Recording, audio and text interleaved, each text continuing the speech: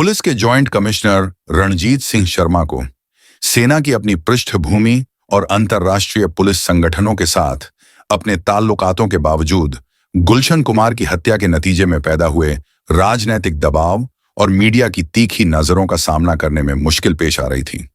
उनकी दिनचर्या इस कदर व्यस्त रहने लगी थी कि उनके बुरे से बुरे निंदकों तक को उनके क्राइम ब्रांच का प्रभारी होने से खुशी होने लगी थी। वे अपने करियर के सबसे ज्यादा हलचल भरे दौर से गुजर रहे थे। हत्या के बाद उन्हें जिन लोगों के फोन आ चुके थे उनमें पुलिस कमिश्नर सुभाष मल्होत्रा और मुख्यमंत्री मनोहर जोशी तथा गृह मंत्री गोपीनाथ मुंडे समेत राज्य के कई मंत्री शामिल थे। राज्य की कई और बड़ी बड़ी हस्तियों तथा भारतीय जनता पार्टी के कई आला नेताओं के लिए भी शर्मा को ढेरों कैफियतें देनी पड़ी थीं। जब कोई भारी भरकम शख्सियत शर्मा को फोन करती, उन्हें उसे कैफियत देनी पड़ती और बताना पड़ता कि हत्यारों की गिरफ्तारी में कामयाब न हो पाने की क्या क्या वजह है। इस म्यूजिक सम्राट के मारे जाने के कई दिन बीत जाने के बाद भी क्राइम ब्रांच अपनी सारी जांच पड़ताल का कोई ठोस नतीजा पेश नहीं कर सकी। हत्या के मामले में कोई प्रगति हासिल हो सके, इसके लिए शर्मा और उनके डिप्टी केएल प्रसाद लगातार मुस्तैदी के साथ रात दिन लगे हुए थे, लेकिन उनकी तमाम कोशिशों के बावजूद कोई प्रगति नहीं हो रही थी। आमतौर पर किसी भी आपराधिक वारदात के बाद पुलिस कुछ मुखबिरों को पकड़ लिया करती थी। ये मुखबिर जांच के सिलसिले में कोई महत्वपूर्ण सुराग भले ही उपलब्ध न करा सकें, लेकिन पुलिस को उनसे जांच की दिशा जरूर जाती थी, जो बाद में प्रकरण को हल करने में मददगार साबित हो सकती थी। क्राइम ब्रांच की सारी इकाइयां तमाम मुखबिरों की धरपकड़ में और उनसे कुछ महत्वपूर्ण जानकारियां उगलवाने की कोशिश में लगी हुई थीं। अबू सलेम गैंग के करीबी निजामुद्दीन को पकड़ लिया गया। उसे कई दिनों तक क्राइम ब्रांच के हवालात में बंद रखकर उससे कड़ी पूछताछ की गई, लेकिन पुलिस को कुछ खास हासिल नहीं हो सका। शहर में कानून और व्यवस्था के बदतर होते हालात पर काबू पाने में पुलिस की विफलता से राज्य सरकार भारी दबाव की स्थिति में थी। शिवसेना सुप्रीमो बाल ठाकरे अपनी पार्टी के मुखपत्र सामना में अपनी तीखी आलोचनाओं की इंतहा पर थे। वे हर रोज पुलिस की खबर लेते थे और उन्होंने पुलिस कमिश्नर सुभाष मल्होत्रा को ऐसे बिजूखे की संझा तक दे डाली थी जो किसी को डरा नहीं पाता था। लेकिन जब पुलिस गुलशन कुमार की हत्या को लेकर हो रही आलोचना को अब भी झेल रही थी, माफिया ने फिर से हमला करते हुए नरीमन पॉइंट के व्यावसायिक इलाके में ठीक तुलसियानी चैम्बर्स के नीचे बिल्डर नटवर लाल देसाई की गोली मारकर हत्या कर दी। यह ऊंची इमारत उस सड़क के ठीक दूसरी तरफ है जिसके एक तरफ राज्य सरकार का सिंहासन है। अगले दिन के न्यूज़पेपर्स चिल्ला रहे थे, मंत्रालय की नाक के नीचे हत्या। तत्कालीन मुख्यमंत्री मनोहर जोशी और गृह मंत्री गोपीनाथ मुंडे लोगों के सामने सीना तानकर चलने लायक नहीं रह गए थे। वे इस नतीजे पर पहुंच चुके थे कि पुलिस मशीनरी ने उन्हें गंभीर रूप से निराश कर दिया है। कुछ आला अफसरों को अगर अपनी नौकरियां बचाए रखना है तो उन्हें अपनी जगह से हटना होगा।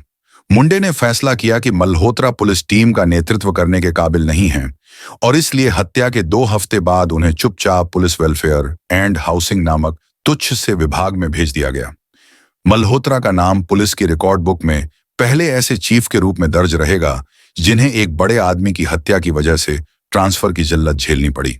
मुंबई के पुलिस चीफ का काम देश के तमाम पुलिस कमिश्नरों में सबसे ज्यादा नाजुक और जोखिम भरा था। शहर के पुलिस चीफ को अपना पद बनाए रखने के लिए एक साथ कई बॉसों को खुश रखना होता था और अनेक शक्ति केंद्रों की जी हुजूरी करनी पड़ती थी। टिके रहने के इस रहस्य को जो समझता था वह ज्यादा दिनों तक वहां पर अपने को बनाए रख पाता था, और जो तमाम लोगों के फूले हुए अहं को संतुष्ट नहीं कर पाता था उसे बहुत बर्बाद तरीके से निकल लेना होता था। मल्होत्रा और उनके पहले के रामदेव त्यागी दोनों को ही उठाकर फेंक दिया गया था, क्योंकि वे भारतीय जनता पार्टी के नेता मुंडे की शाबाशी हासिल नहीं कर सके।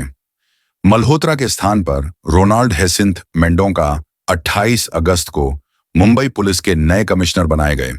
हत्या के 2 हफ्ते बाद तक पुलिस इस मामले में कोई प्रगति हासिल नहीं कर सकी थी, लेकिन इस दौरान उनसे कोई बेवकूफीपूर्ण गलती भी नहीं हुई। कुछ राहत। अगली वारदात 28 अगस्त को हुई, उसी दिन जिस दिन मुंबई को उसका नया पुलिस कमिश्नर मिला था। यह वारदात थी जावेद फावड़ा नामक एक व्यक्ति के साथ हुई विवादास्पद मुठभेड़। इस मुठभेड़ की अगुवाई असिस्टेंट पुलिस इंस्पेक्टर वसंत ढोबले ने की और ढोबले के आदमियों ने तुरंत ही चालाकी बरतते हुए इस मुठभेड़ की खबर अखबारी मीडिया के अपने दोस्तों को लीक कर दी। अखबारों की सुर्खियां थीं, गुलशन कुमार का हत्यारा पुलिस मुठभेड़ में मारा गया, और क्राइम ब्रांच की जोरदार वापसी, गुलशन कुमार का हत्यारा मार गिराया गया। प्रेस ने, खास तौर पर मराठी प्रेस ने, ढोबले की बहादुरी की तारीफ के पुल बांध दिए। कोई और वक्त होता तो deputy commissioner of police KL प्रसाद और उनके चीफ RS शर्मा जश्न के मूड में होते, लेकिन क्राइम ब्रांच के हेडक्वार्टर्स में मायूसी छाई हुई थी। जब रिपोर्टरों ने जानना चाहा कि जावेद फावदा मेन शूटर था या उसका साइड शूटर, तो पुलिस अधिकारियों का चिर परिचित जवाब था कि हमारी जांच पड़ताल अभी चल रही है।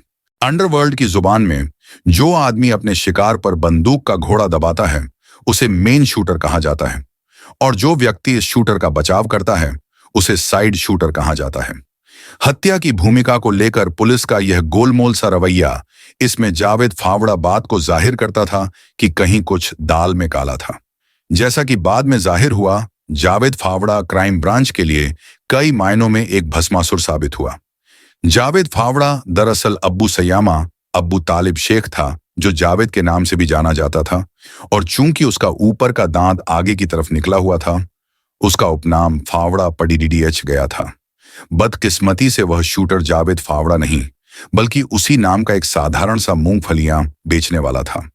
जावेद की बहन रुबीना ने, जो बांद्रा की एक झुग्गी में रहती थी, हंगामा खड़ा कर दिया।